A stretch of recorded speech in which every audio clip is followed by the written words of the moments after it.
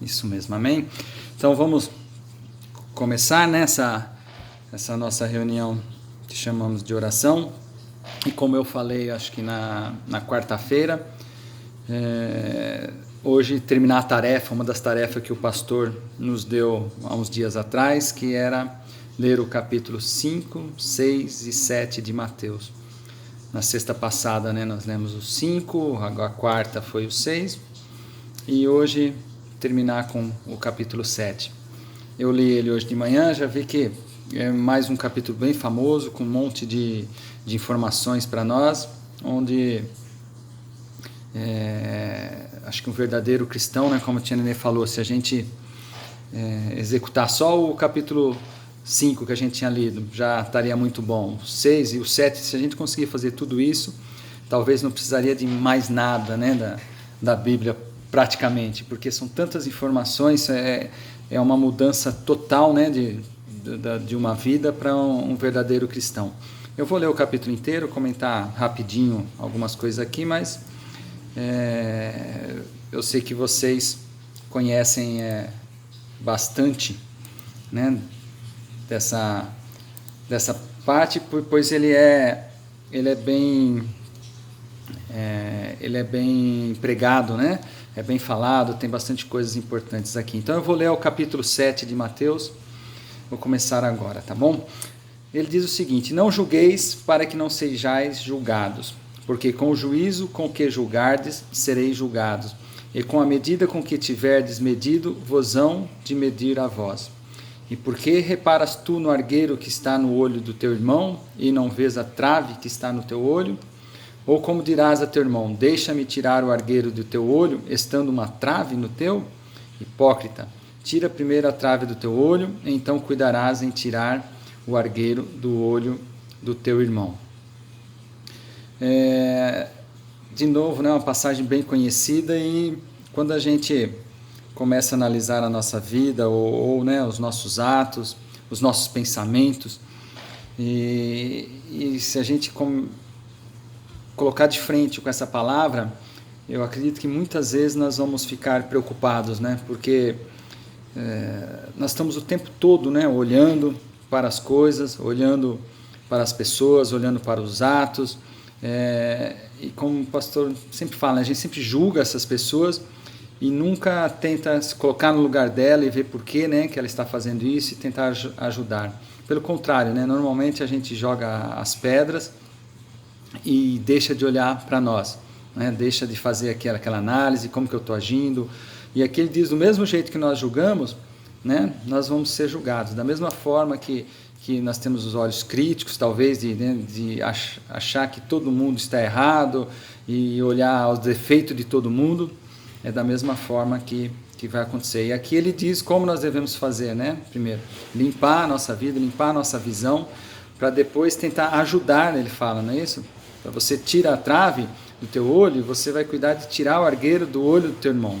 Então não é para a gente julgar e ver os erros, sim, primeiro a gente se limpa, se santifica, os nossos olhos começam a ter a visão igual de Deus, igual de Jesus tinha nos outros, e aí sim a gente vai conseguir ajudar. Então é uma mudança grande que o cristão tem que passar por isso.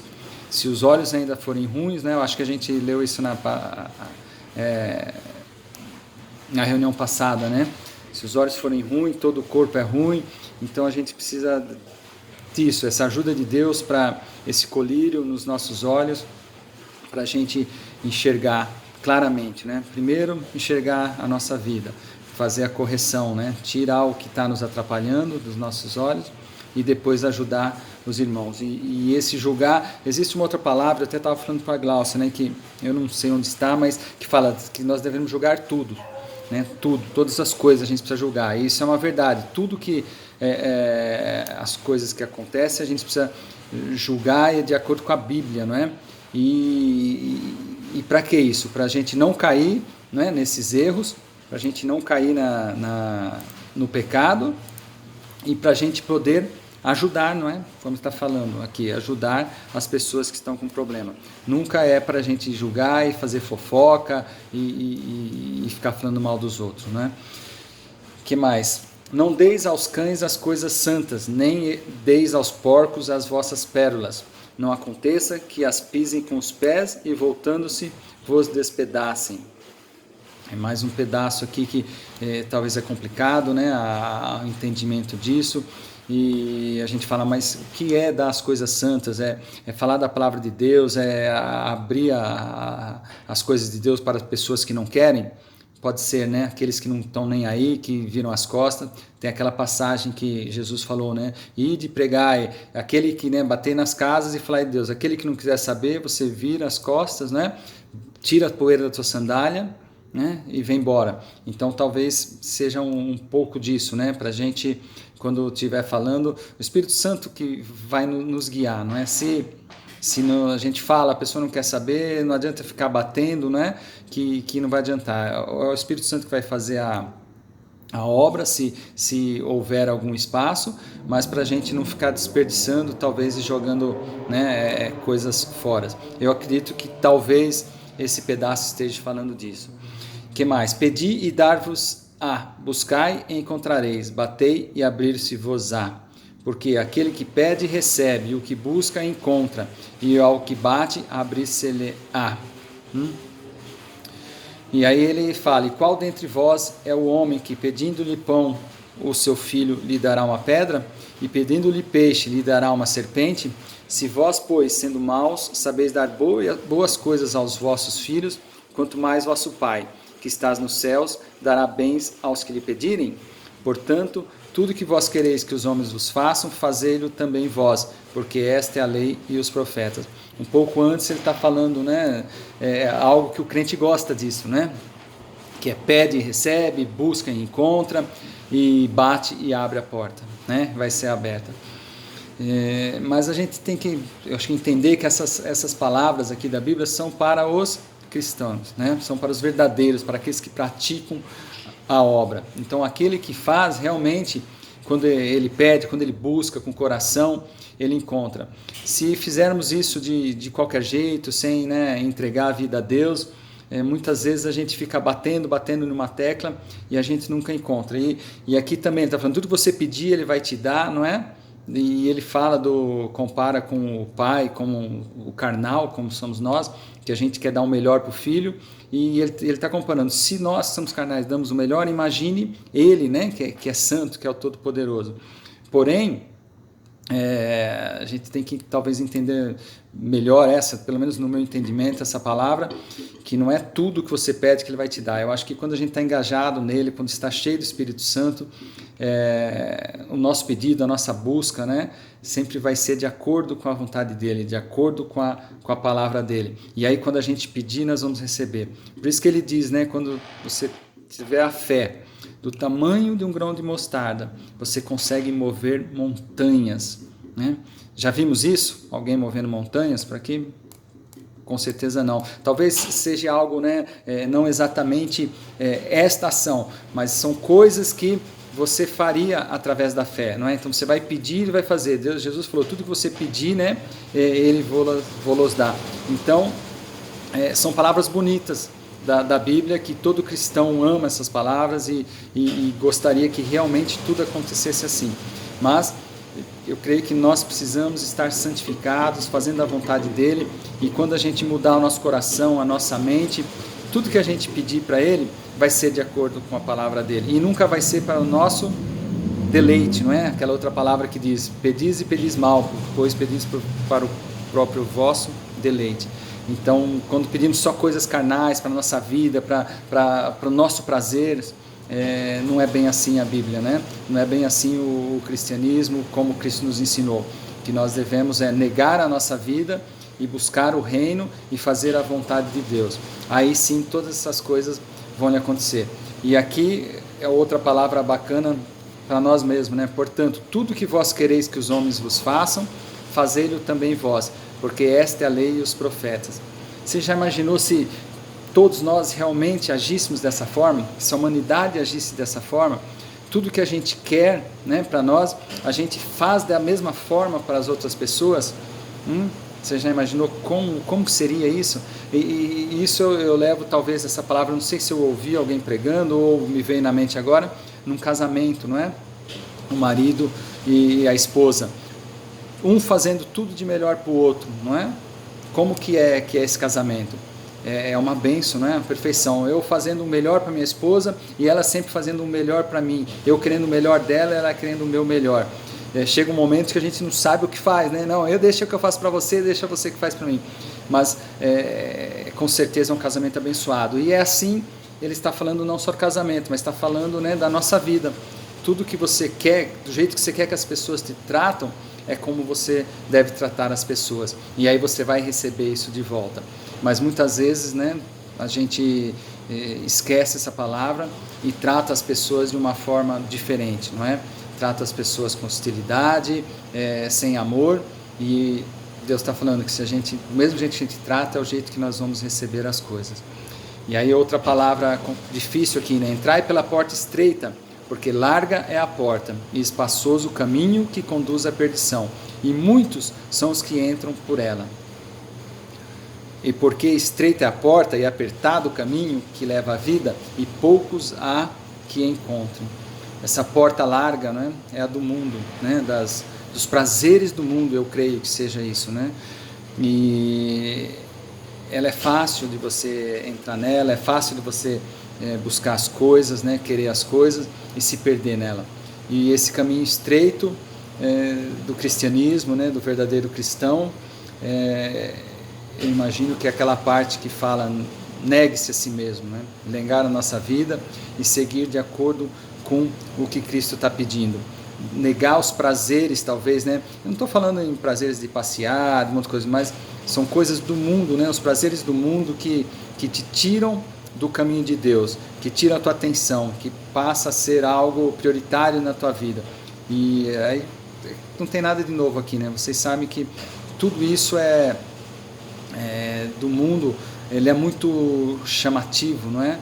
Tem muita coisa, que nem hoje nós estamos aqui orando, mas tem coisas do mundo que eu poderia estar fazendo, né? Poderia estar viajando, passeando, mas Deus deu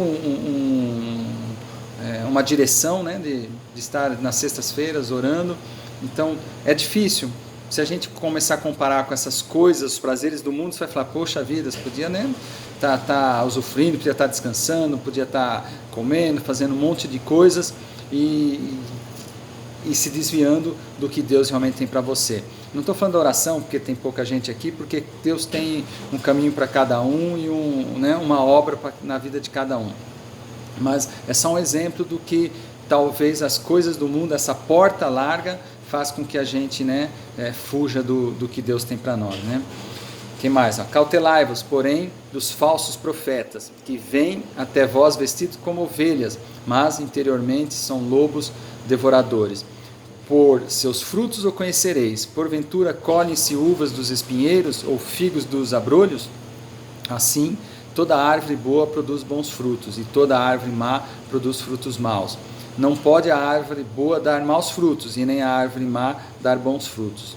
Toda árvore que não dá fruto corta-se e lança-se no fogo. Portanto, pelos seus frutos o conhecereis. Nem todo o que me diz, Senhor, Senhor, entrará no reino dos céus, mas aquele que faz a vontade de meu Pai, que estás nos céus. Muitos me dirão naquele dia, Senhor, Senhor, não profetizamos nós em teu nome? Em teu nome não expulsamos demônios? Em teu nome não fizemos muitas maravilhas? Então lhes direi abertamente, nunca vos conheci, apartai-vos de mim, vós que praticais a iniquidade. Quando a gente lê esse trecho aqui, né, quando fala de acautelar-se dos falsos profetas, a gente normalmente começa a pensar, né, no que a gente vê no mundo evangélico, que a gente vê ao nosso redor. Nas igrejas, essas igrejas enormes, que tem escândalos, né, ou verdadeiros ou mentirosos, mas está na mídia toda hora e faz com que até as pessoas que talvez poderiam se converter, fugir, né, do cristianismo, do evangelho, por causa desses escândalos. Então a gente pensa nesses pastores famosos, que, né, a gente sabe que são milionários e talvez o interesse deles não é realmente o reino de Deus, mas o seu próprio prazer. Só que eu acredito que o que nós precisamos pensar mais aqui, principalmente, né, nesse pedaço final aqui, é na nossa vida, né? Que ele fala, né? Não expulsamos demônios, não profetizamos, né? Não fizemos maravilhas. E ele fala, apartai-vos de mim, pois eu não conheço. Então é algo que a gente precisa estar, acho que, atento e buscando esse Deus o tempo todo, de todo o nosso coração, de toda a alma, de toda a força, de todo entendimento, porque talvez até nós mesmos podemos nos enganar, não é? Na outra palavra diz, né, que muitas vezes os fariseus lá, eles ficavam orando, né, para se mostrar, e para a gente nunca cair nessa, né? Querer se mostrar, fazendo a obra de Deus para se mostrar para os outros e não fazendo com o verdadeiro amor e para Deus. E aí, talvez muitos, né, vão ter uma... como que fala? Quando chegar lá, vamos ter essa surpresa. E é algo para nós, então, né? Para a gente saber que tudo que a gente fizer tem que ser feito para Deus, para o reino dele, não é isso? E tomarmos cuidado, né? Com os falsos profetas que ele está falando aí, sempre buscar em Deus e a profecia sempre colocar diante de Deus, amém? Que mais? Deixa eu ver aqui. Ó. Todo aquele, pois, que escuta minhas palavras e as pratica, assemelhá-lo-ei ao homem prudente, que edificou a sua casa sobre a rocha. E desceu a chuva, e correram rios, e assopraram ventos, e combateram aquela casa, e não caiu, porque estava edificada sobre a rocha.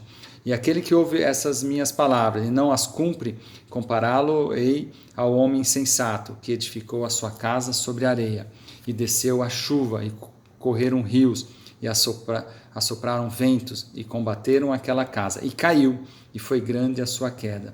E aconteceu que, concluindo Jesus esse discurso, a multidão se admirou da sua doutrina, porquanto os ensinava como tendo autoridade e não como os escribas. Então, aonde, né, está a nossa casa?